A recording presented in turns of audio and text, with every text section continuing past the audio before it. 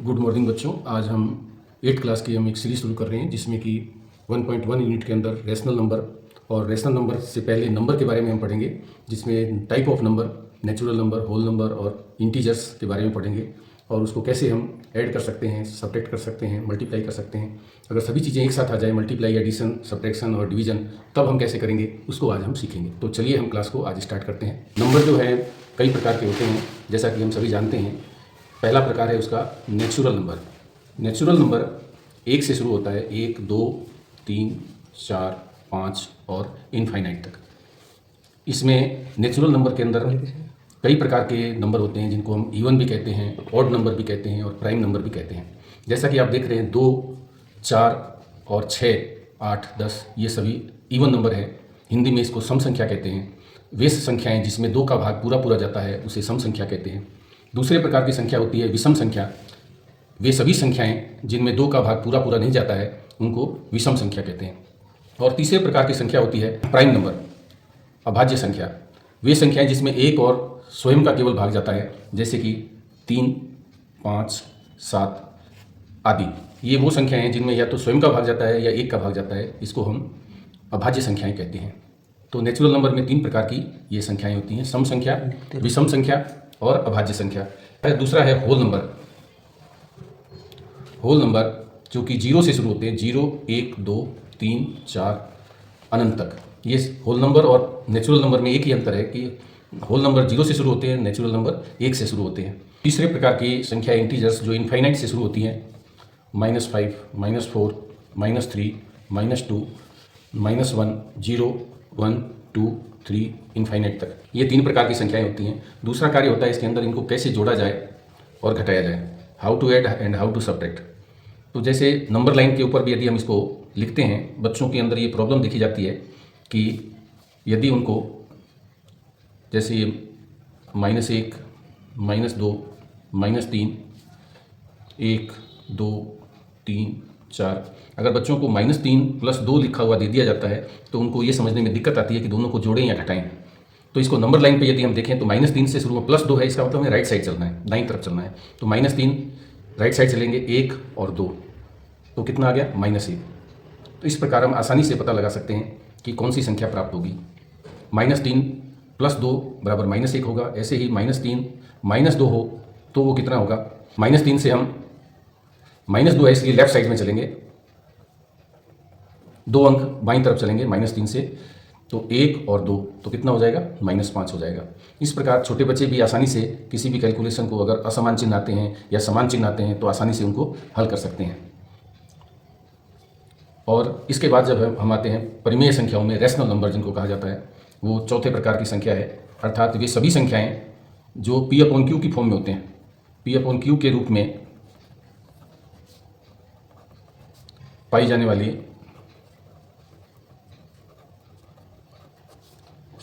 सभी संख्याओं को रैशनल नंबर बोलते हैं। रैशनल नंबर को हिंदी में परिमेय संख्याएं बोलते हैं।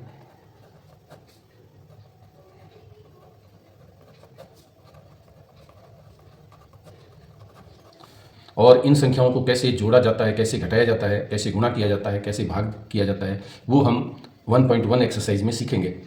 और साथ में यदि ये एडिशन, मल्टीप्लिकेशन साथ आ जाए, सब्ट्रैक्शन साथ आ जाए तो किस प्रकार हल करेंगे, तो उसके लिए हमारे पास एक नियम है, बोर्ड मास।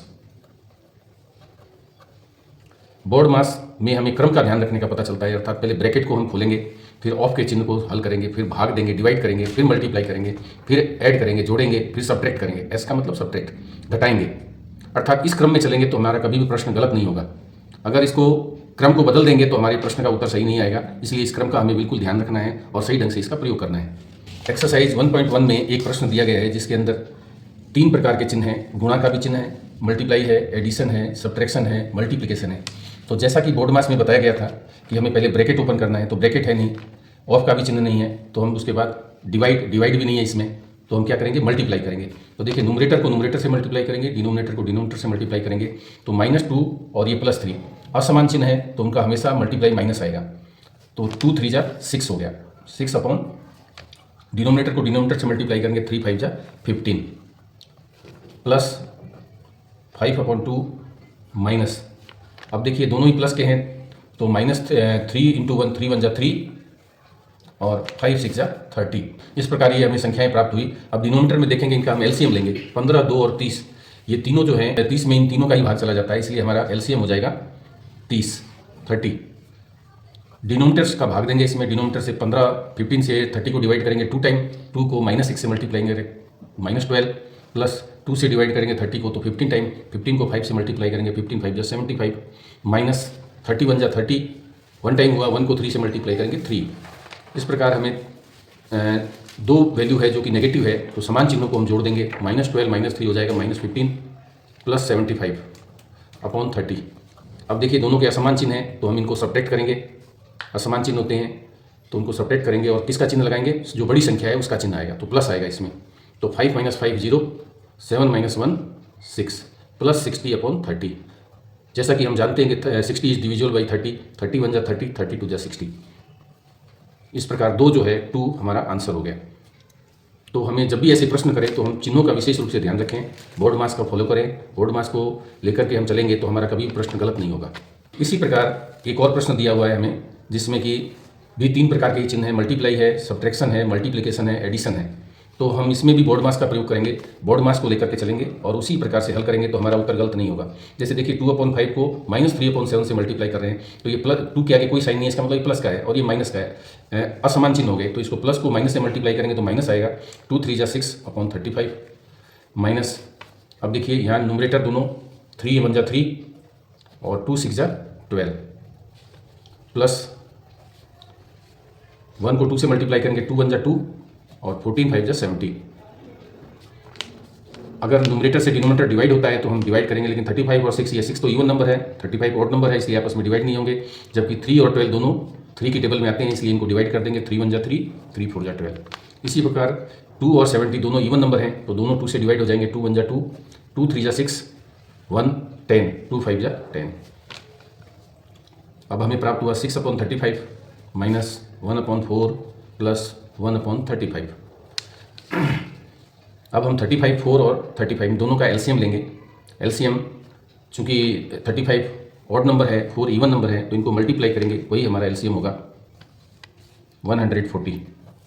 तो 35 से 140 को डिवाइड करेंगे 4 टाइम और 4 को -6 से मल्टीप्लाई करेंगे, 6 4 = 24, -24 माइनस 4 से डिवाइड करेंगे तो 4 3 = 12 और 4 5 = 20। 35 टाइम 35 को 1 से मल्टीप्लाई करेंगे 35, प्लस 35 से डिवाइड करेंगे 140 को 4 टाइम, 4 को 1 से मल्टीप्लाई करेंगे 4 1 = 4।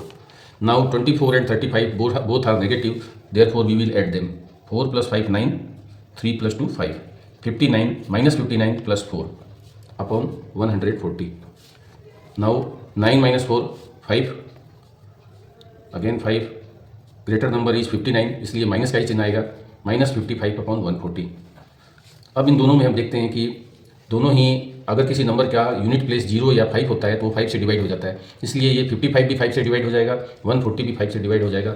11 5 = 55 और 5 2 = 10, 4 40, 5 8 = 40, -11/28 हमारा उत्तर आ जाएगा। इस प्रकार हम बोर्ड मास का अगर हम प्रयोग करके सभी प्रश्नों को हल करेंगे तो गलती होने की संभावना बिल्कुल कम रहेगी। और हमें ये भी ध्यान रखना है कि समान चिन्हों को मल्टीप्लाई करते हैं तो हमेशा प्लस आता है, असमान चिन्हों को मल्टीप्लाई करते हैं तो हमेशा माइनस आता है। बच्चों, आज का लेसन समाप्त होता है। अगर आपकी कोई इंक्वायरी हो, कोई प्रश्न आपको पूछना हो इस संबंध में जो आज बताया गया है, तो आप कमेंट बॉक्स में मेंशन कर दें, मैं उसका उत्तर दे दूंगा।